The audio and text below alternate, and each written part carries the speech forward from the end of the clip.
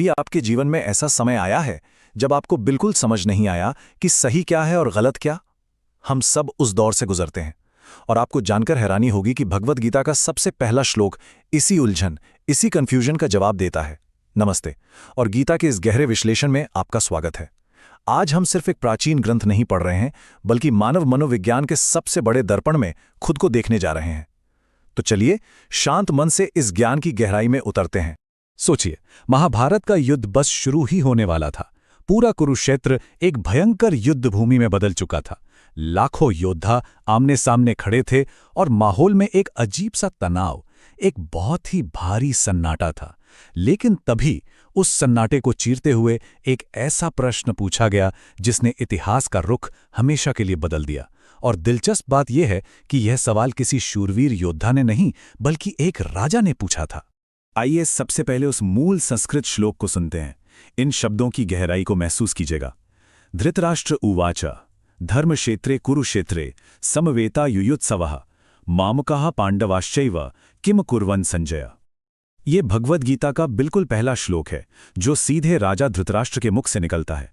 ये सिर्फ कुछ शब्द नहीं है, बल्कि एक बहुत बड़े दर्शन की नींव है। अगर इसके बिल्कुल सरल अर्थ की बात करें तो धृतराष्ट्र अपने सलाहकार संजय से बस इतना पूछ रहे हैं, हे संजय, धर्मभूमि कुरुक्षेत्र में युद्ध की इच्छा से इकट्ठे हुए मेरे और पांडु के पुत्रों ने क्या किया। पहली बार सुनने में तो एक किसी भी पिता या राजा का बहुत ही साधारण सा सवाल लगता है, जो बस ये जानना चाहता है कि मैदान में क्या चल रहा है ना? लेकिन चलिए अब इसकी असली गहराई में उतरते हैं। इस श्लोक का रहस्य सिर्फ युद्ध की जानकारी मांगने में नहीं छिपा है, बल्कि ये राजा धृतराष्ट्र के मन में बैठे एक बहुत ही गहरे मनोवैज्ञानिक डर को दिखाता है। एक ऐसा डर जो उनके अपने अपराध बोध से पैदा हुआ था। बाहर से तो वो एक शक्तिशाली राजा थे, लेकिन अंदर से असुरक्षा और भय से कांप रहे थे। ये बाहर चल रहे युद्ध से कहीं ज्यादा उनके मन के भीतर चल रहे युद्ध का सबूत था। यहां एक बहुत ही दिलचस्प बात नोटिस करने वाली है, धर्मक्षेत्र शब्द का इस्तेमाल। धृतराष्ट्र ने कुरुक्षेत्र को धर्मक्षेत्र यानी धर्म की भूमि क्यों कहा? क्योंकि कहीं ना कहीं वो अपने अवचेतन मन में ये अच्छी तरह जानते थे कि सामने खड़े पांडव ही सत्य और धर्म के मार्ग पर हैं। उन्हें डर था कि कहीं इस पवित्र भूमि का प्रभाव उनके बेटों का मन न बदल दे या अंत में सच्चाई की ही जीत ना हो जाए। ये एक शब्द उनके भीतर के डर को बिल्कुल साफ दिखाता है। और यहीं पर आता है इस श्लोक का सबसे महत्वपूर्ण शब्द, मामका। इसका मतलब है मेरे पुत्रों ने क्या किया।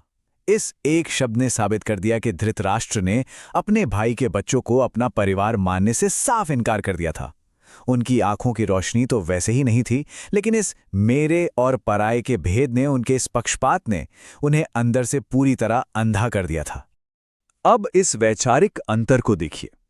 एक तरफ है धर्म का मार्ग, यानी वो सत्य जो निष्पक्ष है, जो सबके लिए बराबर है, और दूसरी तरफ है मामकाह यानी स्वार्थ और मोह का मार्ग।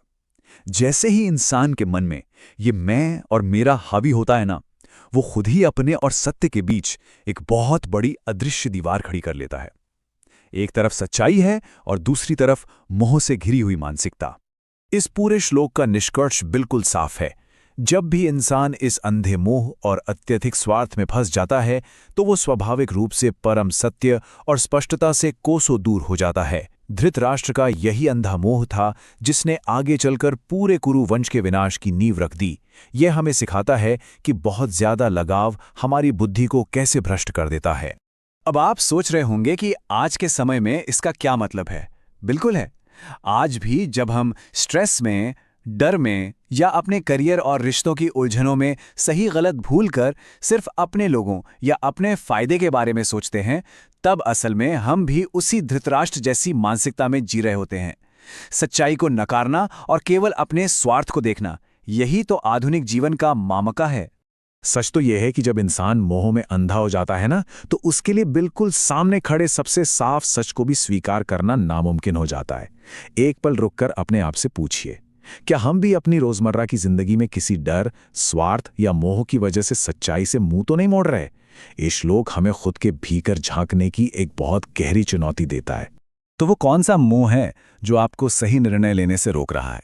यही वो कुरुक्षेत्र है जो हर दिन हमारे और आपके मन के भीतर लड़ा जा रहा है। अगर इंसान इस एक शिक्षा को अपने जीवन में उतार ले तो उसका पूरा नजरिया बदल सकता है। अगर आप चाहते हैं कि गीता के हर श्लोक की ऐसी गहरी सीख मैं आपके लिए डिकोड करूं, तो चैनल को सब्सक्राइब जरूर करें। मिलते हैं अगले श्लोक के गहरे विश्लेषण में।